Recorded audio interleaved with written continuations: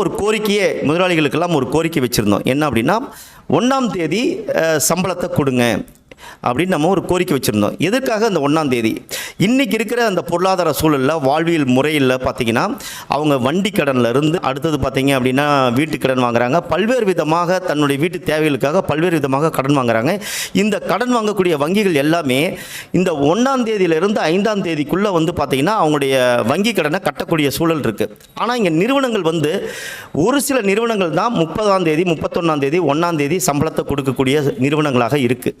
மற்ற நிறுவனங்கள் எல்லாமே பார்த்தீங்கன்னா 5ஆம் தேதியிலிருந்து அது 15ஆம் தேதி வரைக்கும் கொடுக்கக்கூடிய நிறுவனங்கள் தான் இருக்குது. அவங்கவுங்களுக்கு தகுந்த மாதிரி 7ஆம் தேதி 10ஆம் தேதி 15ஆம் தேதின்னு அவங்கவுங்களுக்கு தகுந்த மாதிரி சம்பளத்தை கொடுக்குறாங்க.